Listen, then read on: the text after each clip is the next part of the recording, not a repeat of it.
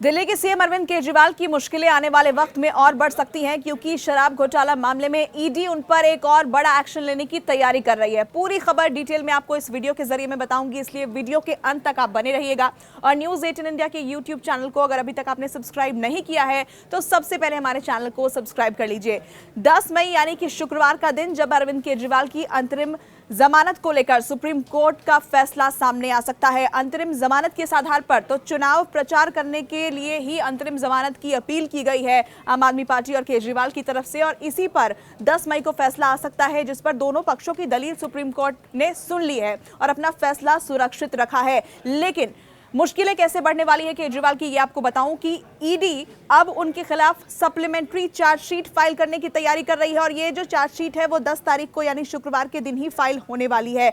Supplementary chargesheet Arvind Kejriwal के साथ साथ के कविता के खिलाफ भी दायर होगी, और मुश्किलें इसलिए अरविंद केजरीवाल की बढ़ जाएंगी क्योंकि जो सूत्र बता रहे हैं उसके मुताबिक ईडी मुख्य साजिशकर्ता के तौर पर अरविंद केजरीवाल का नाम इस चार्जशीट के अंदर लिखने जा रही है। 21 मार्च को अरविंद केजरीवाल की गिरफ्तारी हुई थी और तब से ही वो तिहाड़ जेल में बंद हैं। जमानत की जितनी भी अर्जियां थी वो अब तक खारिज होती चली गई हैं। एक याचिका में तो उन्होंने अपनी गिरफ्तारी को ही चुनौती दी है, उस याचिका पर भी सुनवाई है, और साथ ही आम आदमी पार्टी की तरफ से प्रचार करने के लिए भी अंतरिम जमानत की मांग की गई है, जिस पर सुप्रीम कोर्ट का अहम फैसला आने वाला है। तो एक तरफ ईडी सप्लीमेंट्री चार्जशीट दाखिल करेगी, दूसरी तरफ अंतरिम जमानत का फैसला। और इससे भी अहम एक जानकारी आपको दे दूं कि ईडी की तरफ से एक बड़ा एक्शन क्या लिया गया है। ईडी ने दरअसल एक एफिडेविट दाखिल किया है। जो एफिडेविट है ये इसमें अंतरिम जमानत को ही चुनौती दी गई है। अंतरिम जमानत क्यों नहीं मिलनी चाहिए केजरीवाल को, इसे लेकर ईडी की तरफ से ये एफिडेविट है। हलफनामा में क्या कुछ लिखा गया है ये मैं आपको बताती हूँ। ईडी ने लिखा है कि चुनाव प्रचार के लिए अंतरिम जमानत देना ठीक नहीं है। चुनाव प्रचार के लिए अंतरिम जमानत देना न तो संवैधानिक है और न ही मौलिक अधिकार है। और इसी बात को लेकर दलील भी ईडी के वकील की तरफ से रखी गई थी कि अरविंद केजरीवाल को स्पेशल ट्रीटमेंट देने की क्या जरूरत है।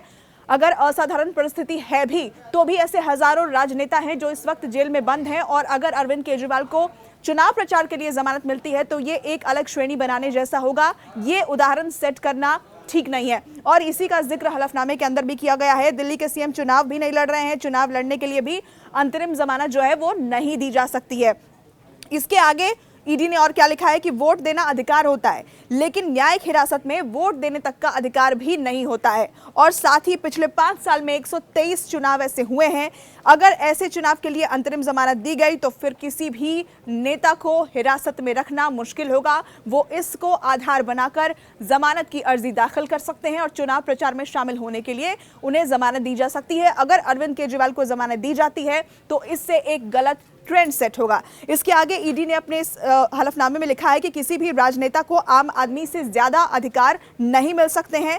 पीएमएलए के तहत कई नेता जेल में बंद हैं और वो सभी इसी कारण से जमानत जो है वो मांगने लगेंगे। हजारों राजनेताओं का जिक्र ईडी की तरफ से कोर्ट के अंदर भी किया गया कि हम उनके लिए एक गलत ट्रेंड सेट कर देंगे अगर अरविंद केजरीवाल को जमानत देते हैं। इधर आगे ये लिखा गया है कि चुनाव प्रचार के लिए आज तक किसी भी राजनेता को अंतरिम जमानत नहीं दी गई है, तो अरविंद केजरीवाल के लिए इस पर विचार क्यों किया जा रहा है। चुनाव प्रचार के लिए अंतरिम जमानत देना एक ऐसा उदाहरण पेश करेगा जिसके तहत नेता गुनाह करके चुनाव की आड़ में जांच से बचने की कोशिश करेंगे।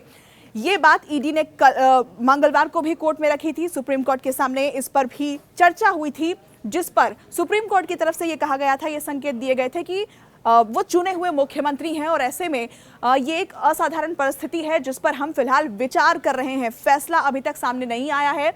अरविंद केजरीवाल के वकील की तरफ से दलील ये दी गई थी कि अरविंद केजरीवाल से किसी को खतरा नहीं है, जनता के चुने हुए मुख्यमंत्री हैं, किसी तरह का कोई केस उनके ऊपर पहले से नहीं है, और ऐसे में पार्टी को इस वक्त उनकी जरूरत है और वो मुख्यमंत्री के तौर पर अपना कामकाज भी नहीं करेंगे, कोई फाइल साइन नहीं करेंगे, सिर्फ चुनाव प्रचार में हिस्सा लेने के लिए वो बाहर आना चाहते हैं।